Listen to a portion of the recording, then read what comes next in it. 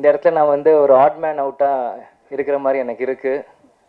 ஏன்னா மாமாவும் சரி ப்ரொடியூசராக இருந்து அரசியலுக்கு வந்திருக்காங்க, அம்மாவும் சரி சின்ன வயசுலேருந்து சின்ன வயசுல கல்யாணத்து ஆரம்பத்துலேருந்து அப்பாவோட பல கதைகள் கேட்டிருக்காங்க, எல்லாத்துலேயும் இருந்து அரசியலுக்கு வந்தாங்க.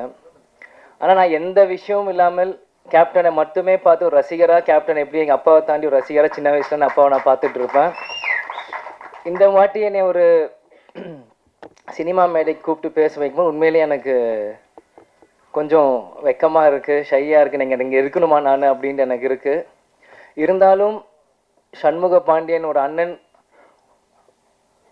இருக்கிறதுனால அப்பா எப்பயுமே சொல்லுவார், அண்ணன் தம்பிங்க எப்பயும் ஒற்றுமையாக இருக்கணும்ன்ட்டு. எங்கள் அப்பாவோட வார்த்தைக்கு மதித்து அதனால் இன்றைக்கி வந்து என் தம்பிக்கு ஒரு சப்போர்ட்டாக இருக்கணும்னு இந்த வந்திருக்கேன். படைத்தலைவன் படம் ஆரம்பத்திலேருந்து கதை கேட்கறதுலேருந்து நம்ம பார்த்திபன் சாராக இருக்கட்டும், அன்பு சாராக இருக்கட்டும், எல்லாரும் வந்து கதை சொல்கிறதுலேருந்து நானும் தம்பியும் இந்த கதைகள் கேட்டிருக்கோம். உண்மையிலேயே ஒரு நல்ல படம், நல்ல கதை. படைத்தலைவன் நிச்சயம் எல்லாரும் சொல்கிற மாதிரி தமிழ் சினிமாவில் ஒரு மிகப்பெரிய ஒரு ஆக்ஷன் ஹீரோவை இன்ட்ரடியூஸ் பண்ணுற ஒரு படமாக படைத்தலைவன் இருக்கும். ஏன் இதை சொல்கிறேன்னா, யார் எப்படி சொல்கிறோம் எனக்கு தெரியல. நான் எப்பயுமே சொல்லுவேன் எல்லா மேடையிலும், எங்கள் அப்பாவோட ஃபஸ்ட்டு ஃபேன் நான் தான் அப்படின்றா தான். கேப்டன் பிரபாகர் அப்போ இருக்கும், இந்த விஜய் பிரபாகர் பிறந்தேன். அதனால் எப்பயுமே நான் ஃபஸ்ட்டு ரசிகர் அப்பாவுக்கு நான் தான் சொல்லுவேன். அதே மாதிரி ஷம்முக்கும் ஒரு ஃபஸ்ட்டு ரசிகராக நான் தான் சொல்லுவேன். ஏன்னா அவன் பண்ண சகாப்தமாக இருக்கட்டும், மதுரை வீரனாக இருக்கட்டும், இப்போ பண்ண படைத்தலைவனாக இருக்கட்டும், நெக்ஸ்ட் வர கொம்பு சிவியாக இருக்கட்டும், எத்தனையோ படங்கள் பண்ணாலுமே அந்த சகாப்தம் படம் பண்ணும்போது மலேசியாவில் ஒரு ஷூட்டிங் ஷூட் பண்ணும்போது 100 ஃபீட்லேருந்து ஆக்ஷன் நாங்கள் கேப்டன் வந்து இல்லை டூப்லாம் போடலாமா என்னென்னு கேட்டுட்ருக்காரு. இவர் ஜம்ப் பண்ணிட்டான் மேலேருந்து, எந்த பயமும் இல்லாமல். ஒரு 19 வயசு பையனாக இருக்கும்போது எந்த ஒரு விஷயமும் இல்லாமல் அங்கேருந்து ஜம்ப் பண்ணிட்டாப்புல. ஸோ அப்பாவுக்கே வந்து பயம் வந்துருச்சு. என்ன நீ பார்த்து குதிச்சிட்ட, நான் டூப் போடலாம் ஏதாச்சும் ரோப் கட்டலான்னு நீ பார்த்து தைரியமாக குதிச்சிட்ட அப்படின்ற போது ஷம்மு சொன்னாப்புல, கருப்பனையில படத்தில் ஹெலிகாப்டர் நீங்கள் ரோப்பே இல்லாமல் தொங்கிட்டு வந்தீங்களே, அது எங்களுக்காக பண்ணும்போது உங்கள் மகன் நான் வரும்போது உங்களுக்காக நான் 100 மாடியிலும் குதிக்கிறது எனக்கு என்ன, எனக்கு எந்த அச்சமும் இல்லை, உங்களுக்குள்ள அதே ரத்தம் தான் எனக்குள்ளேயும் ஓடிட்டு இருக்கு அப்படின்னு ஷம்மு சொல்லும்போது உண்மையிலே அந்த இடத்துல நான் வேந்து பார்த்தேன். அதே மாதிரி சகாப்தம் ஒவ்வொரு ஷாட்டுமே தம்பி எப்படிலாம் ஃபைட் பண்ணியிருக்கான்ட்டு எனக்கு தெரியும். கேப்டன் எங்கேயும் போல, அவர் படத்தில் நீங்கள் பாருங்கள், கேப்டன் திரையில் தெரிவார்.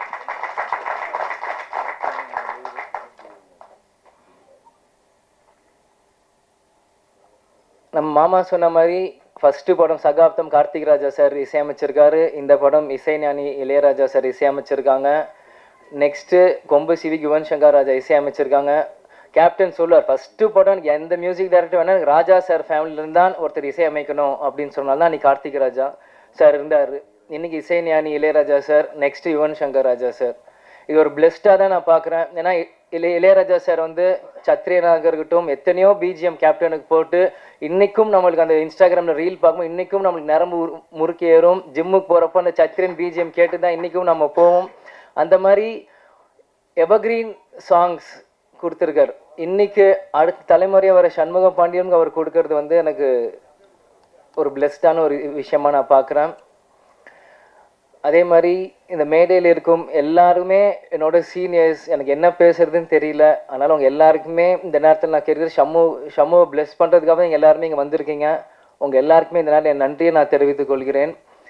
முருகதாஸ் சார் வந்து நான் சின்ன வயசுலேருந்து ரமணா படத்துலேருந்து நான் பார்த்துட்டு இருந்திருக்கேன். முதல்ல கஜினி ஹிந்தி படம் லான்ச் ஆகும்போது ஆடியோ லான்ச் பண்ணிவிட்டு அந்த சிடியை வீட்டுக்கு கொண்டு வந்து கொடுத்தார். அப்புறம் 2 பேருமே கேப்டன் தரையில் உட்காந்து அந்த படத்தை பார்த்துட்டு இருந்தார். அப்போ முருகதாஸ் அண்ணனும் தரையில் உட்காந்து அந்த சாங்ஸ் எல்லாமே போட்டு கேட்டுட்டு இருக்கும்போது அந்த அனுபவம் எனக்கு இருக்குது.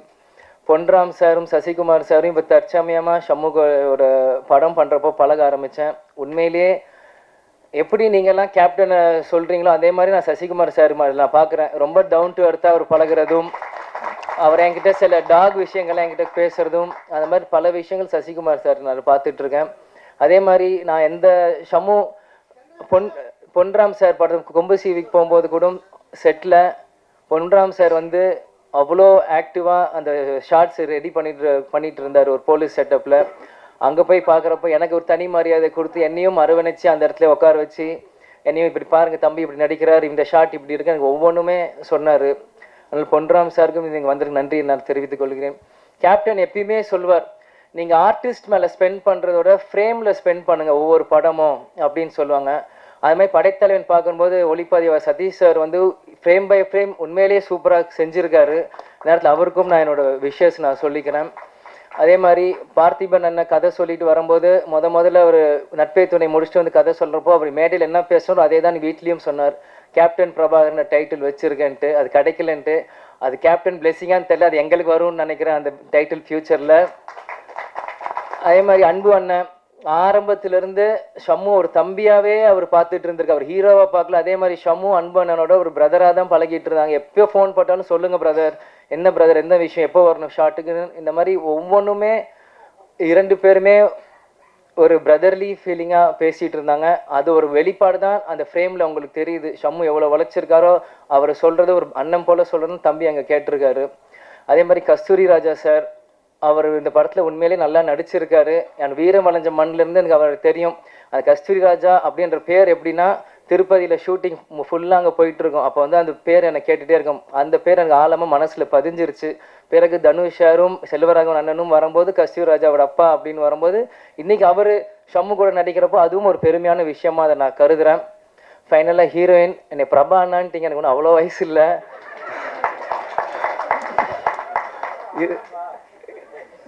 நீங்களும் இந்த படத்தில் நல்லா நடிச்சிருக்கீங்க. கேப்டன் நீங்கள் பார்க்க ஆஃபீஸ் வரும்போது உங்களை நான் சந்தித்தேன். உங்களுக்கு என்னோட பெஸ்ட் விஷஸ். நீங்கள் பிரபா ப்ரோ இல்லை இந்த மாதிரி எல்லோரும் கூப்பிடுங்க. இன்னும் அதனால் எல்லாருக்குமே இந்த நேரத்தில் என்னோட நன்றியை நான் தெரிவித்துக் கொள்கிறேன். கடைசியாக கேப்டன் ஃபேன்ஸுக்கு ஒரு வரப்பிரசாதமாக இருக்கும். அந்த கடைசியில் அந்த கேப்டன் கண்ணு காமிக்க போது எனக்குலாம் அழுக வந்துருச்சு. ஆனால் எல்லாமே கண்ட்ரோல் பண்ணிவிட்டு சிரிச்ச முகத்தோடு நிற்கிறேன். நான் அரசியல் மேடையில் சொன்னது தான் டிஎம்டிகே 2.0 ஸ்டார்ட் ஆகுதுன்ட்டு. அது ஒவ்வொரு இடத்துலையும் நீங்கள் பார்ப்பீங்க. வெறும் அரசியல் மேலே இந்த சினிமாலையும் டிஎம்டிகே 2.0 அப்படின்னு ஸ்டார்ட் ஆகுனா நீ ஷம்மு ஒரு பக்கம் வருவாப்பில், நம்ம கட்சி ஒரு பக்கம் வளரும், நம்ம நினச்ச கொள்கைகள் ஒரு பக்கம் வளரும். கேப்டன் விட்டுட்டு போன பணிகள் எல்லாமே நம்ம ஒன்று விடாமல் செய்வோம். அது சினிமாவாக இருந்தாலும் சரி, மக்கள் பணியாலும் சரி, அரசியல் இருந்தாலும் சரி. அதனால எல்லாமே இன்னைக்கு நாங்கள் இங்கே நிற்கிறோம், இந்த மேடையில் இருக்கிறோம். எல்லாத்துக்குமே அது காரணம் எங்கள் அப்பா, எங்கள் கேப்டன் மட்டும்தான். அவர் இல்லாத இந்த நேரத்தில் மக்களாக நீங்களும், பத்திரிகை நண்பர்கள் நீங்களும், என்னோட தம்பி உங்களோட சண்முக பாண்டியனை நீங்கள் வளர்த்து விடணும். அரசியல் மேல முதல்ல கேப்டன் வந்து என்னை போ அப்படின்னு சொன்னார். அப்போ வந்து என்னோட தொண்டர்களும் ரசிகரும் கூட இருக்காங்க, தைரியமாக போன்னு சொன்னார். அதே மாதிரி இன்னைக்கு சினிமா உலகத்தில் சண்முக பாண்டியன் வரப்போ மக்களும் பத்திரிகை நண்பர்களும் டெக்னீஷியன்ஸ் கூட இருக்க நம்பிக்கையில் இன்னைக்கு சண்முக பாண்டியன் உங்களுக்கு முன்னாடி நாங்கள் அமைச்சிருக்கோம். நாங்கள் எந்த ஃபிலிம் எந்த ஷூட்டிங் நாங்களாம் வரமாட்டோம், உங்களை நம்பி அமைச்சிட்டோம். இனி அவர் உங்கள் ஹீரோ. கேப்டன் எங்கள் சொத்து இல்லை, பொது சொத்து. அந்த பொது சொத்தோட வாரிசு சண்முக பாண்டியனும் உங்கள் சொத்து. அதனால் சண்முக பாண்டியன் மிகப்பெரிய ஹீரோவாக்குறது எங்கள் ஆசையை தாண்டி கேப்டனோட ஆசை. கேப்டனோட ஆசை என்னமோ அது உங்களோட கிட்ட நான் கொடுக்குறேன்.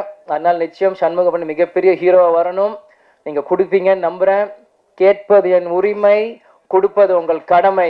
திரும்பியும் சொல்கிறேன், சண்முக பாண்டியன் மிகப்பெரிய ஹீரோவாக வரணும். கேட்பது என் உரிமை, கொடுப்பது உங்கள் கடமை. அதே மாதிரி MC கவிதா காவ்யா அவங்களுக்கும் இந்த நேரத்தில் எனக்காக ஒரு இன்ட்ரொடக்ஷன் கொடுத்து எனக்கு ஒரு வரவேற்பு கொடுத்தாங்க. பல இடத்துல அவங்க ஸ்டார்ட் பண்ணும்போது நிறைய பேர் வந்து அவங்கள ஸ்டாப் பண்ணிடுவாங்க. பட் எனக்காக அவங்க நேரத்தை செலவு செஞ்சு எனக்காக ஒரு இன்ட்ரொடக்ஷன் கொடுத்தது அவங்களுக்கும் இந்த நேரத்தில் நான் நன்றியை தெரிவித்துக் கொண்டு விடைபெறுகிறேன். நன்றி, வணக்கம்.